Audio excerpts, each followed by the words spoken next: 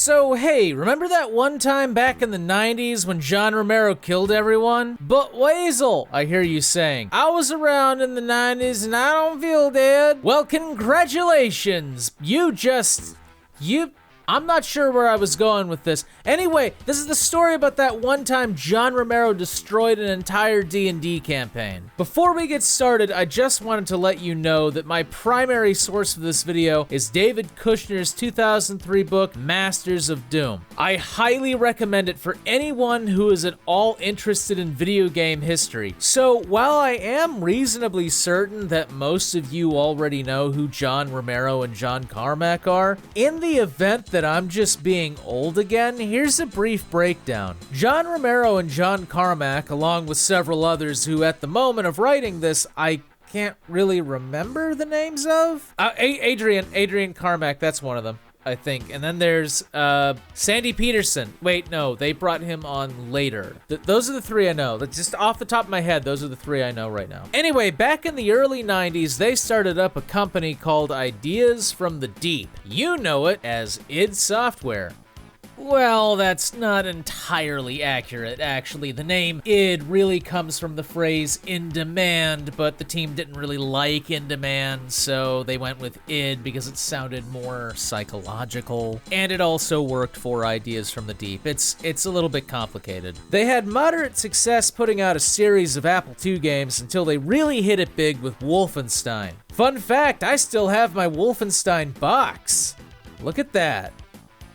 That's how much of an OG I am. Worship me. During the course of it all, this group had been playing a very long-running D&D campaign. I mean, obviously they were super nerds. Don't let this guy's looks fool you. He has a D20 in his pocket. Now, the dungeon master for all this was, of course, John Carmack. You may know him as the guy Civvy 11 is constantly calling an existential threat to the human race, and he is. The guy not only wrote the Wolfenstein engine, the Doom engine, and the Quake engine, but went on to run his own aerospace company, and for the last 10 years has been leading the way in the development of VR. There's this YouTube channel called Science and Futurism with Isaac Arthur, and in one of his videos he described a scenario with an artificial intelligence that created a swarm of nanobots that would span the globe, hiding in plain sight until they were all in position to stab everybody in the back of the head and kill them, while simultaneously scanning their brains to create artificial duplicates of them in a virtual environment. If something like that ever happens, John Carmack will have had his hand in it somehow. Now, the particular incident that we're talking about happened after the meeting they had with Sierra, who were at the time one of the biggest video game publishers around. They were kind of like the EA of their era, except EA also existed back then, and also they weren't horrible. So it's a bad example. They were like the Blockbuster of their time, except Blockbuster was also still around. You know, forget it. The point is, they were big, and the fact that this little company had managed to get an audience with them was kind of a big deal. And it may have contributed to John Romero getting a little bit cocky, which is not surprising for the guy who leaned heavy into the rockstar attitude after he actually got famous. I mean, look at this. This is someone who's a god and they know it. So after the visit, John Romero started pushing in every direction he could, including the D&D campaign. And it was kind of pissing everybody off, including Carmack, and I can relate. Back in my early 20s, I made my own tabletop campaign, using my own rule system. It was called Interlace, and it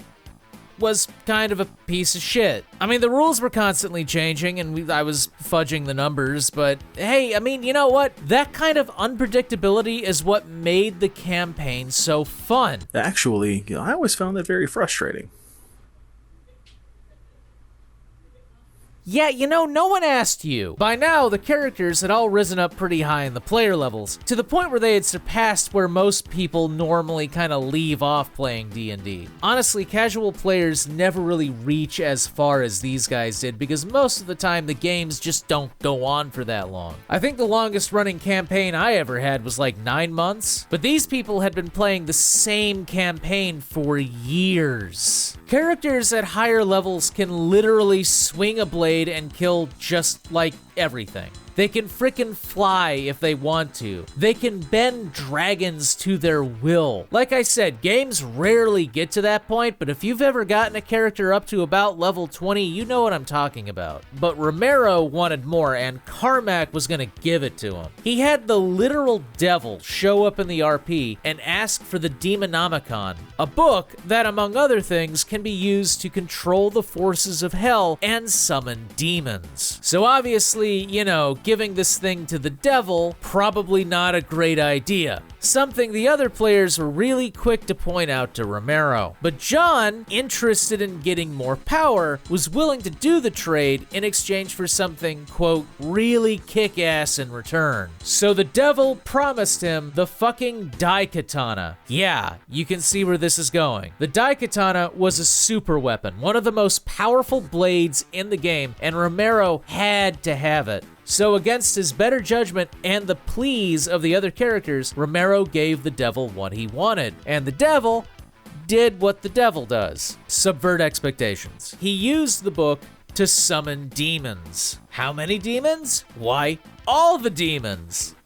Of course. So many demons that even these upper level players could not defend themselves. And so the demonic hordes overran the material plane. Sound familiar at all? The world was destroyed, the game was over, and John Romero had killed everyone. All in the pursuit of power. So, what's the moral of the story? Well, for one, don't make deals with Satan. They don't work out that well, trust me, I know. And two, if enough people tell you that something is a bad idea, maybe, just maybe, it is. Oh, and lesson 3, if you're gonna make a video about something, make sure it involves a property that's done most of the artwork for you. Now, I don't want to have you leave this video with the wrong impression. Romero is not some power-hungry asshole. Every ounce of that self-congratulatory attitude he earned. And while Carmack is out there secretly building Skynet, Romero has just been making games and hanging out with the Doom community. It's because of him that we even have relics from the development of Doom 1 and Doom 2. Speaking of which, what the fuck, id? What are you gonna do with that content that's so important that no one else can ever see it again? You're not Valve. What, some 30-year-old scrap of concept art Adrian drew on the back of a Pizza Hut napkin is gonna give away the plot of Doom 6? Anyway, this is Cute Fuzzy Weasel. If you like that video, why not give it a thumbs up and a like? And subscribe and hit the bell so the subscription button means a